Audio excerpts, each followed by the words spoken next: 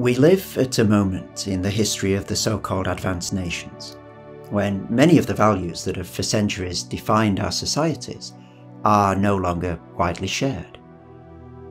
Patriotism, nationalism and strong government on the right, welfare, solidarity and equality on the left. All of these terms now serve to divide and polarise our social and political discourse. There is one idea, however, one value, that despite all its nuances and despite the different ways in which it's understood, continues to inspire passion and commitment across the political spectrum. And that value is liberty, or freedom. Freedom is an idea regularly evoked, even weaponised, across government, economics, advertising and social activism to justify and commend a bewildering range of agendas and policies. Libertarianism and socialism, the Me Too movement and its detractors, corporate ambition and corporate restraint all justify themselves in terms of a discourse of freedom and liberty. A trend perhaps epitomised by the Bush administration in the US famously renaming French fries freedom fries in 2003 at the height of the Gulf War, or the recent rebranding of fossil fuels by the US Energy Department as molecules of freedom and freedom gas. Many of our greatest festivals commemorate moments of liberation, the 4th of July in the USA, the 14th of July in France, and, if Nigel Farage has any say in it, the 31st of January in what, for the time being, is still the UK. Many of our most celebrated cultural heroes are feted for their role in liberation struggles. Abraham Lincoln, Harriet Tubman, Nelson Mandela, Martin Luther King and, until recently, Aung San Suu Kyi. The promise of freedom sells automobiles, underwear, perfume, washing machines, political agendas, and war. Liberation stories make sense of our world, not only in the weak sense of showing us what's already there, but also in the much stronger sense of creating meaning for individuals and groups. Liberation stories not only describe us, they have the power to shape us and our desires, our expectations, and our sense of our own identity. Our liberation, since the Enlightenment, has often taken the form of an assertion of autonomy. This is the note struck by Immanuel Kant in his celebrated essay, An Answer to the Question, What is Enlightenment?, where he writes, "Enlightenment is man's emergence from his self-imposed tutelage. Dare to know, sapere aude. Have the courage to use your own understanding is therefore the motto of the Enlightenment." It's also the motto of a modernity that sacralises autonomy, making my self-determination an inviolable right and duty. At street level, this value of autonomy receives an instinctive endorsement in appeals to freedom of speech and conscience, and in phrases such as "mind your own business," "no one can tell me what to do," or "you do you." Along with autonomy, our post-war settlement has been characterised by a premium on what Isaiah Berlin called negative liberty. Berlin tells a story like this. The grand ideologies, like communism and National Socialism, that sought to remake humankind anew, have faded into the mists of time. And today, the prevalent notion of freedom is one in which the subject, a person or group of persons, is or should be left to do or be what he is able to do or be without interference by other persons. The subject, in other words, is liberated to live as he, she or they please. And this same autonomy and negative freedom, however, prove acutely problematic tools with which to do justice to the stakes of liberty today.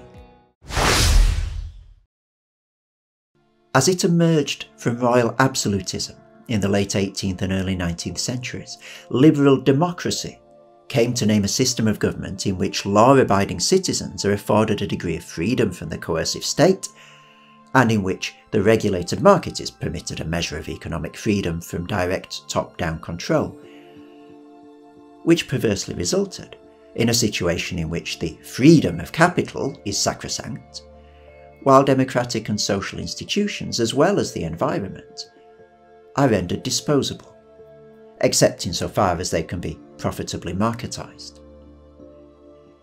The language in which we express our autonomy has increasingly become that of consumption, with the market segmentation of consumer capitalism providing a proliferation of lifestyle choices to satiate the illusory autonomy of our commodified, expressive individualism. Or take, for example, the current climate emergency. With increasing frequency, we're witnessing signs of significant social unrest in response to climate change, with increasing political pressure to curtail the exercise of excessive freedoms and practices, such as flight shaming, SUV shaming, and the loss of social capital associated with eating meat, and the shaming of parents who choose to have large families. All of these factors pushing back against what would previously have been considered autonomous choices in the sphere of negative liberty. When my autonomous decisions to drive as I please, fly as I please, eat as I please, and procreate as I please threaten the continued habitability of the planet, then my freedom not to be interfered with becomes an existential threat to us all. In this subordination of personal choice to a global vision of sustainability, we're perhaps seeing a re-emergence of Berlin's positive liberty, the assertion of a source of control or interference that can determine someone to do or to be this rather than that.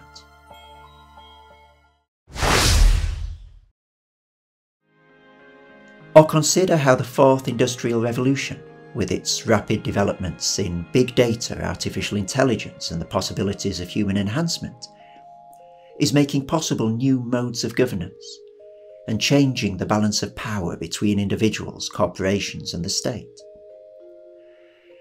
The very concept of the autonomous individual is threatened by the increasingly sophisticated techniques of data profiling and targeting developed by governmental and parastatal agencies to manipulate markets and electorates, with some demonstrable success, as in the case of Cambridge Analytica's work for Vote Leave and the Trump presidential campaign. What use is a concept of autonomy if my choices are nudged in ways that are intentionally kept opaque to me, in order to serve interests that may very well not align with my own? What good is the negative freedom of doing what I want if the very idea of what I want has been carefully curated, packaged, and sold to me? In recent decades, we've also seen an intensification of debate around the threats of terrorism and extremism, seminally in the wake of the 9/11 attacks in New York and the 7/7 attacks in London, and more recent incidents in Paris, Berlin, Sydney, Melbourne, and elsewhere. Freedoms of expression, movement, association, and the right to privacy, considered inviolable in previous decades, are routinely suspended now in the name of nebulous and infinitely expandable objectives such as the war on terror and anti-radicalisation. And these stresses dramatise the central dilemma of the social contract: the decision to relinquish a measure of personal freedom to a central authority in exchange for security. The state of exception is evoked with increasing regularity as a tool to ease the passing of restrictions on liberty and practices of surveillance that would be much harder to justify under quote-unquote normal circumstances. And indeed, in recent months, we've seen the stakes of freedom and autonomy in our societies dramatically escalate, with the COVID-19 pandemic foregrounding the tension between individual freedom and public health, with the value of liberty featuring strongly on both sides of the Black Lives Matter protests, and with the ongoing situation between Hong Kong and mainland China. It is perhaps no exaggeration to suggest that ours is the age of the problematization, if not the crisis, of liberty. This is the first of 2 colloquia in which we're asking the twin questions: what is happening to our ideas of freedom, liberation, and autonomy today? And how might those ideas and the way that they're articulated need to change in coming years in order to meet new challenges? This colloquium is, as far as we know, unique in its attempt to address the stakes of freedom today in an interconnected and cross-disciplinary way. The questions that we've set ourselves are fundamental to one of our society's most defining values and to its sense of its own identity. When we look back on this period in our history, we will perhaps say that we stood at a pivotal cultural moment for the evolution of freedom, with old ideas of liberty showing themselves threadbare, and a space opening for their development, transformation, or indeed substitution. And so it is in this context, and into these challenges, that we've gathered to examine the ends of autonomy.